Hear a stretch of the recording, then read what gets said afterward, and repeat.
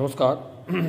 আজকের বাস্তব সত্য থেকে যেটা আমি বলছি সেটা হচ্ছে আমরা গাড়ি চালাতে চালাতে আমরা ভুলে যাই যে সেফ ড্রাইভ সেফ লাইফ বলে যে কথাটা আছে সেটা চেঞ্জ হয়ে গেছে।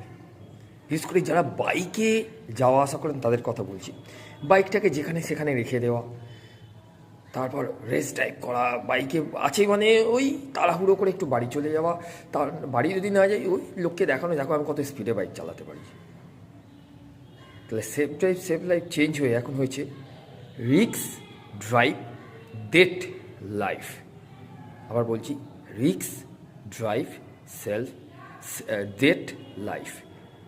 এই কথাটার অর্থই আমাদেরকে বুঝিয়ে দেয় যে আমরা পার্কিং ঠিকমতো যদি না করি গাড়িতে, অর্থাৎ আমার বাইকটাকে যেখানে পার্কিং করার কথা সেখানে পার্কিং না করে রাস্তার মধ্যেখানে পার্ক করে গেলাম, আমি আমার সুবিধার জন্য রাস্তার মধ্যেখানে পার্ক করে দোকান থেকে মাল কিনছি।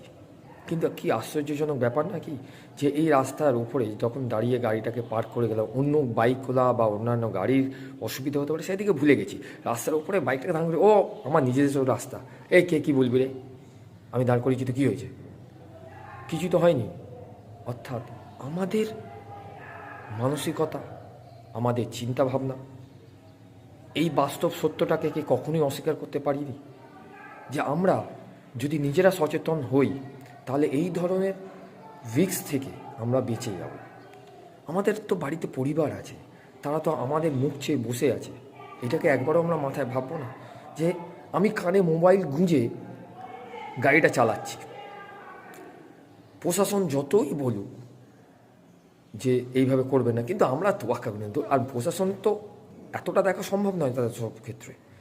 আমরা কানে মোবাইল দিয়ে 2 চাকা চালাচ্ছি, 4 চাকা চালাচ্ছি। 2 চাকা তো গাড়িতে ছেড়েই দিন, বাইকে কানের ভেতর সবসময় লাগানোই আছে। অর্থাৎ আমরা তাহলে এইগুলোতে কি দেখছি? এইগুলোতে আমরা দেখতে পাচ্ছি যে আমাদের ভেতরের যে প্রবলেমগুলো সেইগুলো আরও বেশি করে দেখা দিচ্ছে। আরও বেশি করে আমরা এই বাস্তব সত্যটাকে অস্বীকার করতে পারছি না যে আমরা কতটা নির্বোধ হয়ে গেছি।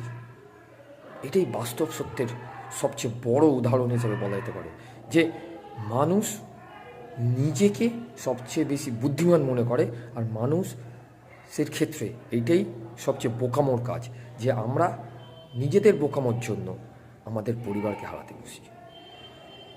এটা একটা বাস্তব সত্য। আবার আর একটা বাস্তব সত্য নিয়ে আপনাদের সামনে হাজির হব। Thank you.